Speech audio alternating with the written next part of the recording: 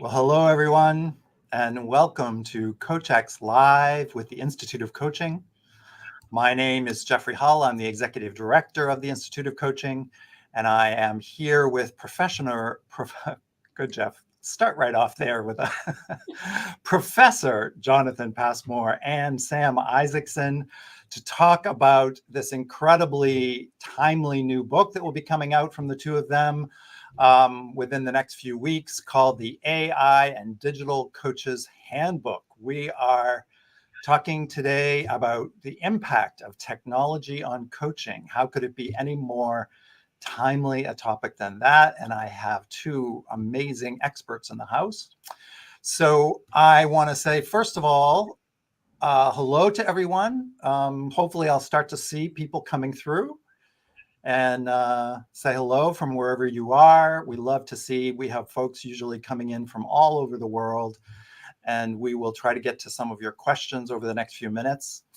And for those of you that are not familiar with Sam Isaacson or Professor Jonathan Passmore, just let me give you a little bit of background on the two of them. I could spend 30 minutes on their bios because they both have incredible, impressive backgrounds, but I'm going to try to be succinct.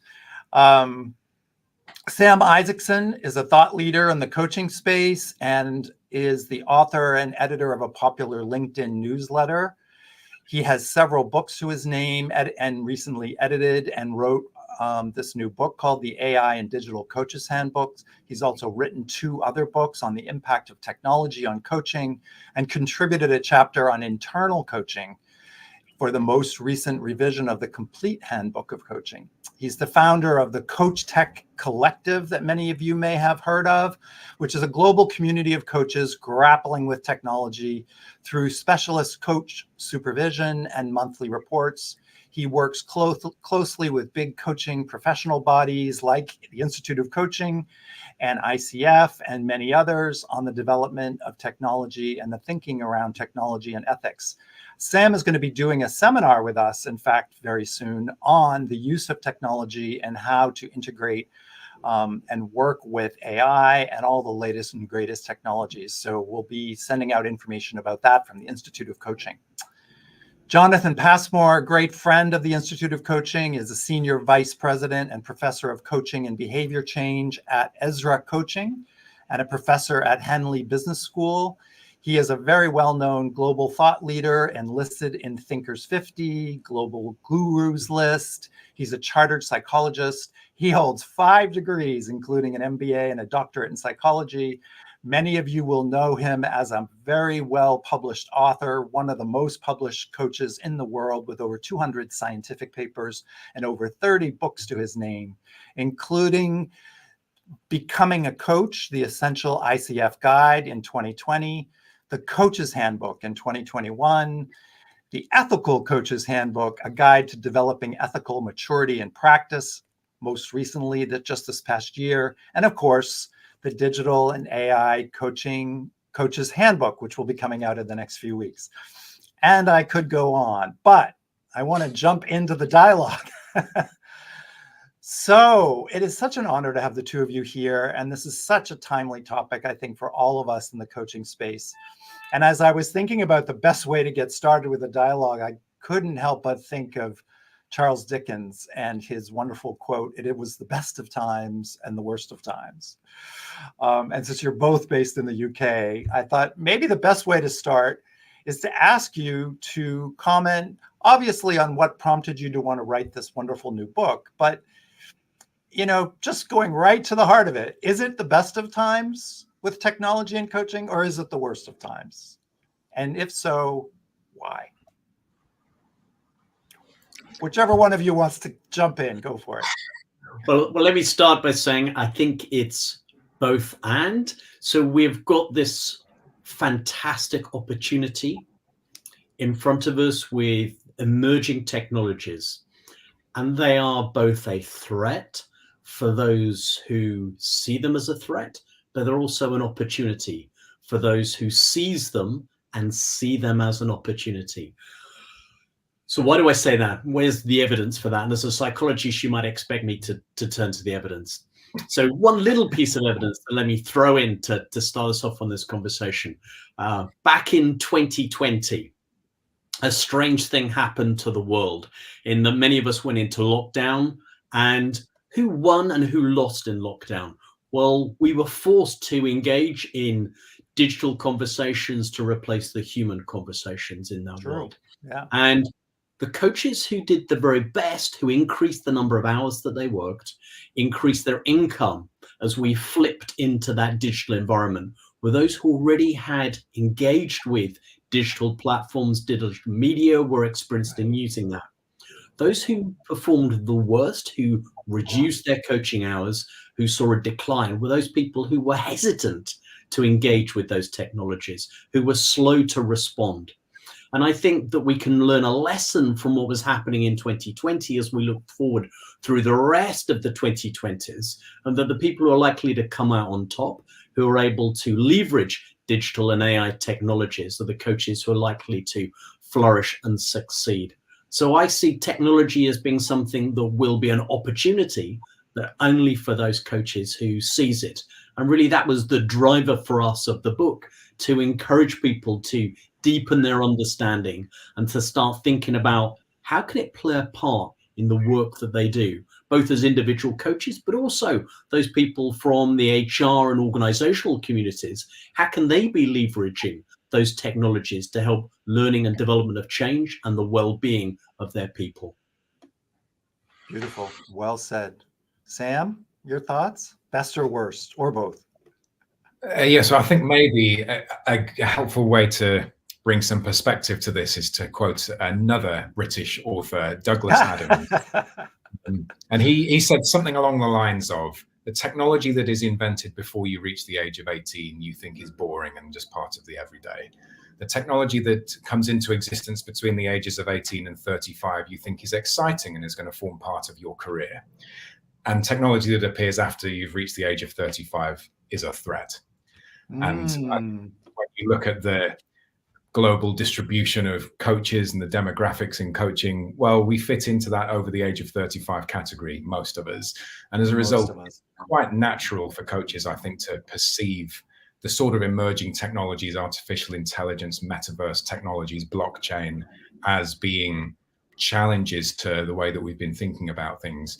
Whereas the younger generation probably sees these as exciting, fun opportunities. And if you've been following me on LinkedIn, you might have seen I wrote a rock song and fully produced it and published it on LinkedIn about executive coaching, which I don't think has been really? Which intelligence enables for us. So we can have some real fun with it. And when we're thinking about the grandest possible scale, historically, we all know coaching has been limited to such a tiny proportion of people that when we see the biggest possible threats to the coaching profession, AI could come and the machines take all of our jobs. Right. That makes coaching available to the 99% of the world's population that have never had access to it before. So in some ways, there are ethical quandaries that kind of pull us in every possible direction. And so to spend time thinking about everything to do with this topic, really engaging with it and responding as a result of it, I think is really important. I think the key word you're using there is engaging with it, right? And not having a starting. I mean, I started with this provocative idea of best of worst, which is a black and white kind of way of seeing it. And it's obviously much more gray and much more complex than that. And avoiding engagement is not going to be successful. So I really appreciate that perspective. I just want to say hello. Everyone's coming in now. And it looks like we have folks from all over. I see Minnesota, Turkey, San Diego, Boca Raton, Florida, Switzerland, Texas. I love it. It's always so wonderful to have a global audience. If you have a question for Jonathan or Sam, throw it in the chat box. We'll try to get to a couple of the questions while we're talking today. So give me a little background on this book, because it's coming out in a few weeks, and I think it's really going to be supportive of those of us in the coaching profession who are grappling with how to engage with technologies. So, a little bit about how you came to this, to writing the book, and maybe some of the themes that you're engaging with would be really interesting. Well, the book forms part of a wider series So the first of those you referred to, Jeff, is the Coaches Handbook.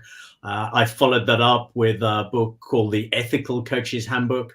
This is the third contribution, and slightly later, September of this year, we also have a book coming out called the Health and Wellbeing Coaches Handbook. So a collection that speaks to the wider coaching profession and then some of those specific areas of critical practice. And when we come to choose this as a topic, as we did the others, there was a recognition that this is a hot topic, a theme that really coaches shouldn't be ignoring, but should be embracing for them to thrive in the 2020s. And we looked at it both from a digital lens, so what's happening in digital coaching, drawing on a range of different perspectives, and the same with AI. So we've got contributions from practitioners, contributions from researchers and academics, and also contributions from those involved in the creation, the founders of digital and AI apps and platforms, because we wanted to bring all of those voices into the mix, hearing those different perspectives, the different analysis and the research, but also the application of those tools. So it's not just one voice speaking, it's a drawing together of those different perspectives, hopefully offering us a rich tapestry, a pattern that will add to the practice, add to the knowledge, and add to our understanding of this emerging field.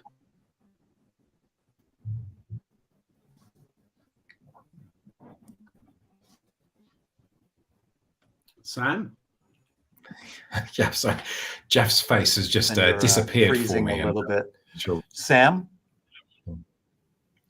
Yeah, so I thought it would be helpful just to sort of outline that this is designed to be really a complete handbook. Are you there, Sam? To... Are we having a... Well, and what a great opportunity to point out, you know, when we're using technology, things can go wrong. And when we don't think about how to deal with those in advance, or when we're not used to dealing with those, then we're thrown, we're made uncomfortable by it, and we have to respond in the moment. So actually spending that time in advance to prepare ourselves and understand how we're going to respond to that when it does go wrong, when we lose the main host, then there is an issue that's presented to us by technology. So within this book, we look at the basic foundations of how a coach ought to be thinking about themselves when they're using technology in their practice, including one of the important topics, how do we keep up to date with technology change? The unfortunate truth is that the time it's taken for people to write these to write their contributions within this book and for it to hit the shelves, technology has already changed. And so we can't keep up. It doesn't matter how up to date you keep. If you read a blog post today, it's likely to be out of date in some ways tomorrow. And so actually looking at what are the fundamental principles that we need to follow is really important and helps us to remain all together when we're approaching the rest of our practice. And then other elements of the book help to take us into specifics across the practice. What are specific technologies that we might be using, like a video conferencing platform to deliver coaching, for example? Or what would it look like to bring avatars into coaching? And how do we use technology in our reflective practice? Of course, we look at artificial intelligence, as well as picking at some of the really critical questions that we need to ask about technology across the whole of the coaching profession. How to engage with digital media properly, how to deal with diversity and bias in online coaching and when artificial intelligence comes into it, and as well as stepping back to take a look at the coaching industry from a more systemic perspective as well. So we're trying really to cover as many bases as possible so that we're fully equipped to deal with the change as it's happening to us and around us. So speaking of technology, am I back? I think I was actually kicked out for a second. You're back in the room, Jeff. Yeah, you're back in the room. I thought I was going to have to take over as the host, and Sam and I were going to run it as a double act. It's absolutely appropriate that when you're having a conversation about technology decides to intervene, right? Yeah. So I apologize. I think my internet just cut out. We're having quite an interesting storm here in Amsterdam. So I'm glad you kept the conversation alive. And I'm curious what you both think is going to be most impactful. I mean, I think everyone thinks it's going to be artificial intelligence and chatbots. That seems to be the topic of the hour. And I hear that on the positive side, that's going to democratize, that's going to give access to more people in terms of being able to use artificial intelligence-driven, screen-driven tools. And they're obviously much less expensive than a human coach. So I've heard both the argument that it will give access to coaching for many, many more people. But I've also heard that there's potential issues with whether or not, first of all, AI bots will replace humans. I don't know that that's something that's going to happen anytime soon, but that the need to bring in a human coach may become less of an urgency, or maybe something that even younger generations, to your point, Sam, earlier, maybe less inclined to actually want to work with a live coach. So I'm curious what your thoughts are about that. So I think it is going to fundamentally change the nature of coaching. I foresee that AI will very quickly reach the standards of a PCC coach and will be able, probably already is able, to carry out a transactional based coaching conversation. Right. If you look at the tools that are available, Sam is involved with one of those, but there are a variety of others that are on the market. That you just look at the quality of the summaries, the quality of the questioning, and is better than many coaches that I've seen in their day-to-day practice. So it's very easy for the bots using a generative AI process to follow a grow-based model, help an individual to think through the actions they want to be taking. And at the end of even a text-based 20-minute conversation, come away with a useful action plan to implement. And if that's available at a 1/10 of the price, 1% of the price of a human coach, then that does democratize coaching further, making it available to many people who haven't had access to a human coach. When we see human coaching rates at $250 or $350 for each hour of coaching, clearly that's going to make it very affordable. So where does that push the human coach? It pushes us as human coaches into using things that make us distinctive, to explore aspects around difference and identity, around meaning and purpose, and to move the conversation from maybe the transactional to the transformational.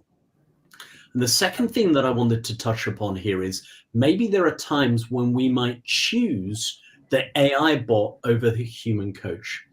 So the evidence from other parallel disciplines, particularly therapy, is that individuals, particularly around aspects that are embarrassing or shameful, might prefer to have a conversation with an AI bot rather than a human. I might be embarrassed in front of Sam sharing some information, but if it's an AI bot and I know that's a confidential conversation, that it isn't going to be recorded and that doesn't feed into the learning algorithm, then I might be willing to disclose more intimate personal details there, knowing that that truly is something that I'm not going to be judged on, even just because we as humans judge others. I'm not going to be judged by the bot. So we're seeing examples of more effective AI outcomes than for a human coach in things like weight loss and dealing with obesity, right, and sexual preferences. Now, there are aspects of our work behaviors that are also sometimes embarrassing. I'm not as good a leader as I should be, or this incident happened and I'm a bit embarrassed around that, how I behaved in that situation or the outcomes that were achieved. Maybe in those situations, I might prefer as a leader or a manager or a contributor to have a conversation with a bot to help me think through actionable steps than I would be choosing a human coach. So there might be examples when there might be either or there might be examples when it's both, and that AI adds to that coaching conversation. And for us as humans, the lesson is we've just got to get better at our coaching practice. We need to be moving more towards mastery and aspects around transformational conversations, not simply the transactional conversations that many coaches are still stuck in the grow model or a solution-focused based approach. Very well said. Sam, thoughts? Yeah, I think, well, I'd take it right back to where we started this. Is it best or worst? Probably bang down the middle. When we think about if an AI effectively becomes as capable as a human across every discipline, does that mean that we outsource every element of boring, mundane work to machines, and then they produce all the food that we need, and they run the economy, and they deliver better governments than we can possibly do, and everyone lives in peace and harmony forever? Or do they rise up and we have to go to war with them to protect ourselves against the thing that we've created? Well, in truth, what it's probably going to look like at that level is similar to today, but there's AI in it. And when you look back at the history of technology, that's basically what it is. We're living in effectively the same way as we always have done, but we've got different sources of technology. So the nature of coaching in 5, 10, 50 years will fundamentally, I believe, be almost exactly the same as it currently is. It will look different in some important ways. I'd be very surprised if we're not using holograms and blockchain technology and quantum computing in 10, 20 years' time. But virtual, yeah. Yes, yeah, absolutely. But the nature of artificial intelligence is just going to change that for us. It's certainly going to make it available to more people. Almost certainly is going to increase the effectiveness of the way that we deliver coaching. I personally use it quite extensively in my reflective practice. I find it a really helpful sparring partner. And with the permission of my coaching clients, of course, I've created some transcripts of coaching conversations, which I've then started to feed through the algorithms to figure out what sort of a coach am I? How can I improve, make some specific changes in here, which are extremely, they're much more time efficient when I'm doing that through an AI rather than through a human. So it's potentially quite exciting, but there will be change. Right. Yeah, there's a lot of potential. And the reality is that younger folks are going to be comfortable working with bots and hopefully this democratization of being able to have a coach accessible earlier in your career rather than having to wait till you're in the C-suite before you get a coach. This could go both ways. It could actually lead to people wanting to have more coaching and have a deeper conversation, which is what Jonathan's speaking to, talking about identity, belonging, purpose, things that are much more personal and much more about a narrative of how we see ourselves as human beings that could really catapult someone to wanting to work with a live coach. On the other hand, it could go the other direction, which is I'm perfectly happy with my chatbot. And these, I feel comfortable that app is helping me improve, lose weight, have more balance, better at time management, whatever it happens to be. And that's all I really want. And so I think it could potentially go either way.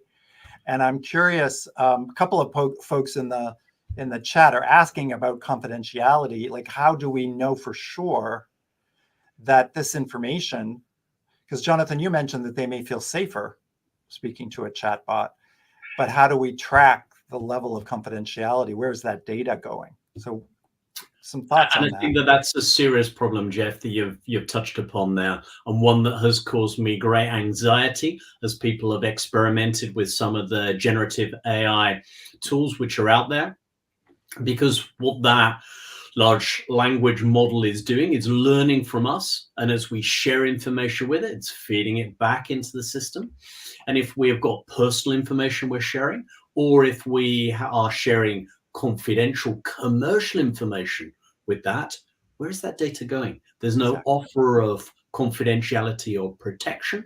And what we know is that very few companies have got policies in place providing safety for their employees or for their own data. Less than 40% of companies have such policies already in place. So there's a real call for large organizations, small organizations to put in place guidance for their employees, provide some training. Because what's happening is people are going out from work or at other times during the day is logging on to one of those generative AI tools, throwing up an Excel spreadsheet that's come from their work or generating content, sharing something that might be commercially sensitive, and then getting back a shorthand answer that helps them take forward their agenda, their tasks within their job. And there's anxiety that I have around protection of that data. And of course, at a personal level, as we share intimate things, how do we then know where that information is going? We don't have any safeguards in place. Other tools have already started to put in place those boundaries. So Microsoft Copilot for individuals or organizations that are doing it have started to put in those handrails, protect that data. And exactly the same for us at Ezra. We're thinking about the commercial and individual data to protect organizations and individuals when they're using our own Kai AI bot for supplementing their human conversations. But these are important aspects that we as users need to be really thinking about to protect ourselves and our organizations.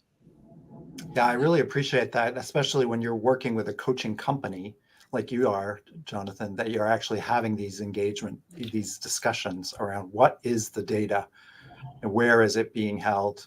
This is going to be extremely important. Comment on that, Sam? Yeah, this word confidentiality is a sacred cow in the profession. And I think it's basically completely passed us by that we've got to drop it as soon as we're introducing technology into the conversation. I deliver almost all of my coaching through a video conferencing platform, whether it's Zoom or Teams or something else. The nature of that platform is it needs access to the data in order to transmit it from one to the other. So yeah. It's confidential in that it's only me and the other person. And also Microsoft Teams.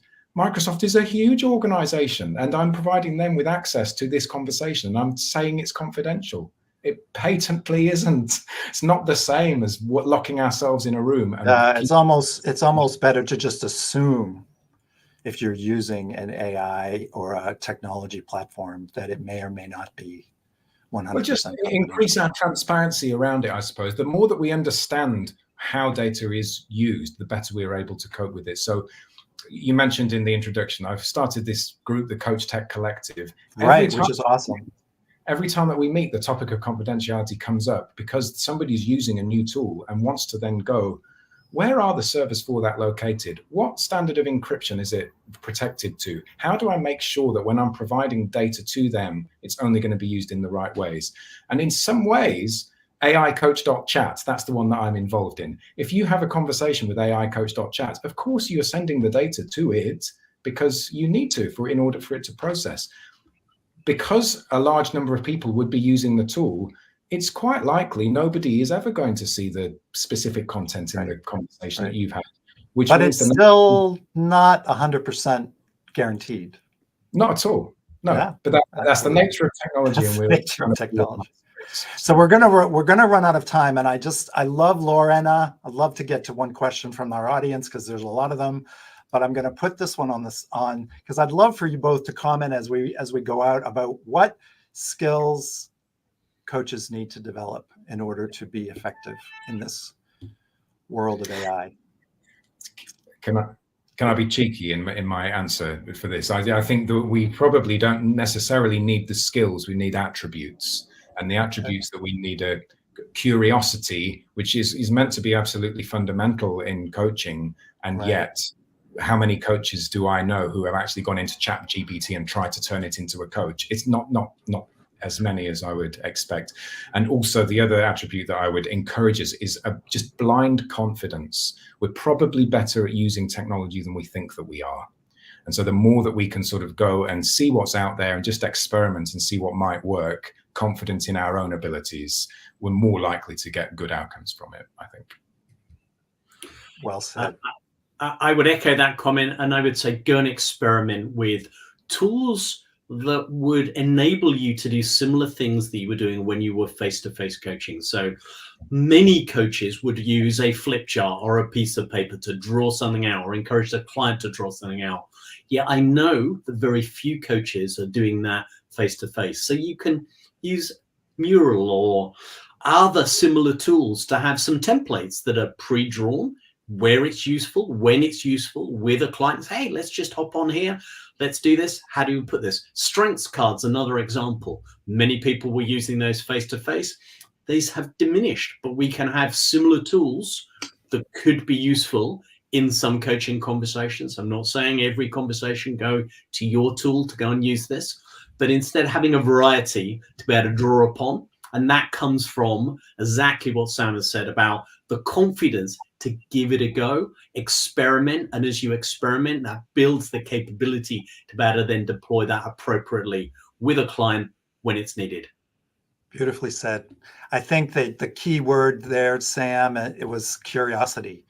Like, be willing to play, experiment, and also do your own deep work. This is what I always encourage coaches to do, is to continuously look to grow their skill set, to grow that ability to go at a deeper level with your clients, so that in some ways you can stay ahead of the AI.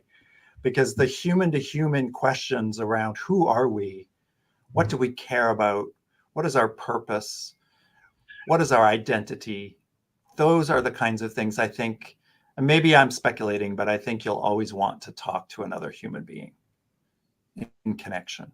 So with that, that's my optimist's view, I guess. So I hope everyone will go out and get the Digital and AI Coaches Handbook, which comes out when? Next month? Next month. So go on Amazon and pre-order that. And also, please go to instituteofcoaching.org and look for this incredible seminar we're going to be offering with Sam, who I'm sure will use his book. But for those of you who are looking to take a deeper dive live with Sam Isaacson on all of these topics, we are offering a seminar coming up in the next couple of months. I think it's starting next month, Sam? Is that? Yeah, 10th of June, I think it starts. 10th of June. So sign up now, everyone.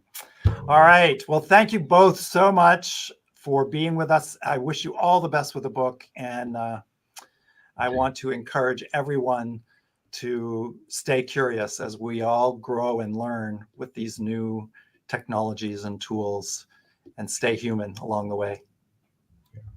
Thank you both.